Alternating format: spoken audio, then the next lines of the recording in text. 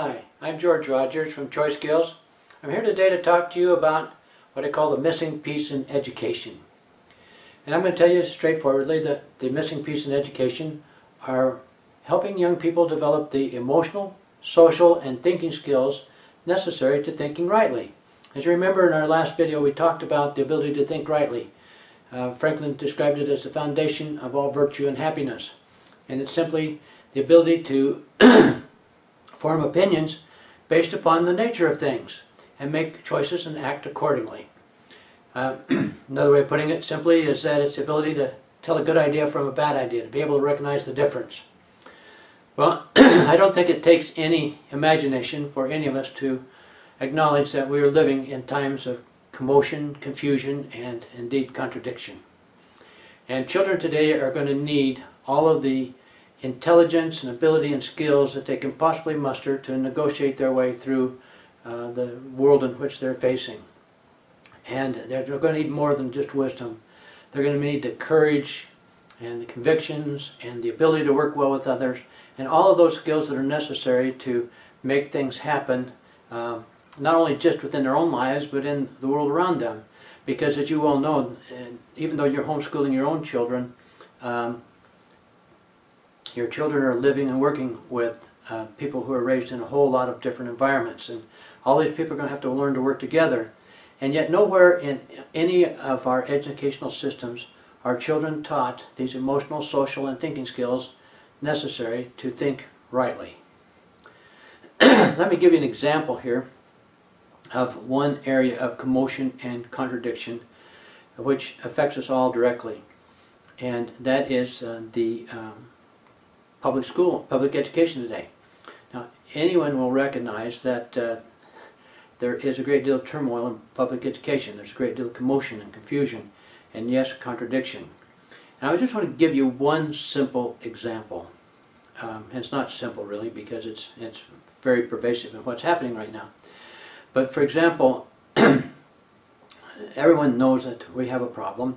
33% of our high school students are dropping out. And on international tests for math and reading and science, U.S. students are not performing well against students from other countries, many of which are developing countries with lower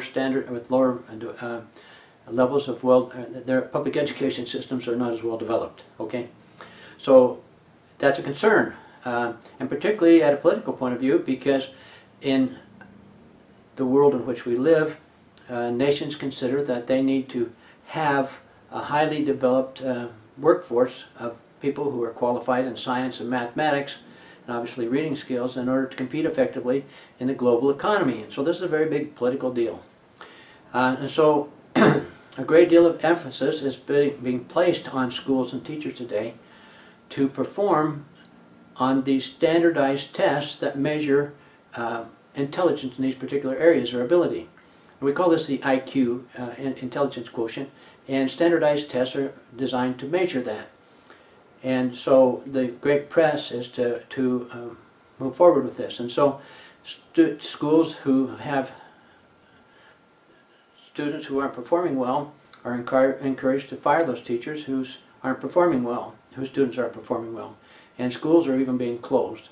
A great deal of pressure is being put on the educational system to perform to these standards of education, which are defined by these intelligence tests, if you will. Interestingly enough, in 1983, a fellow by the name of Howard Gardner, a developmental psychologist and Harvard professor, introduced a concept of multiple intelligences in a book which he titled Frames of Mind. And in that book, basically he challenged the whole notion of the IQ as being an effective measure. In fact, there's a great deal of research and evidence to indicate that even though people do well on standardized tests, and that the IQ, in fact, is a good measure of how people perform in school, it is not at all a good measure of how they perform in life. And so, even though students perform well on these standardized tests of science, has no relationship at all as to whether or not they will go into science, or even whether they will be good scientists if they get there.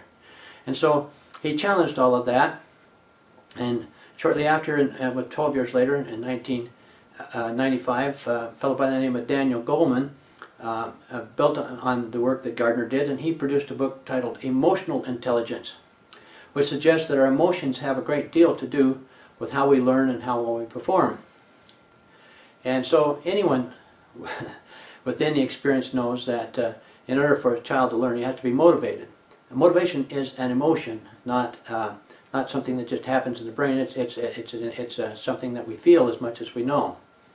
And so these two competing theories then are the Gardner and Goleman theories, that if we teach children more in conjunction with their learning styles and their learning skills and quote, their intelligence, if you will, that they will do better than otherwise. At the same time, in our whole political environment, the whole pressure now is on just pushing to the IQ and to the standardized test form of student performance and evaluation. Well, this is a great contradiction, and it's a great irony when you think about it, because even though Gardner and Goleman's theories have been largely neglected by behavioral, developmental, and educational psychologists, they have been widely accepted in the educational community by teachers and educators. However, the whole focus of education now is moving away from those kinds of theories and focusing on the standardized tests. So what I'm telling you is that there's a great deal of confusion out here, even about how to educate children, and nowhere in all of this melee, in all of this conversation, is anybody talking about helping young people develop the emotional, social, and thinking skills necessary to make responsible choices. Now, I'm here to introduce the concept to you. I don't have all the answers. I'm inviting you to join with me, and I believe I have some of the answers, and we can work together and help kids move forward with developing these skills that they're going to need to effectively function in what I consider to be a very challenging world environment that they're going to be required to live in. So again, this is George Rogers with Choice Skills. I'm going to be talking more about these things in upcoming videos and providing you other information. So please join with me, and we'll see you again next time. Thanks.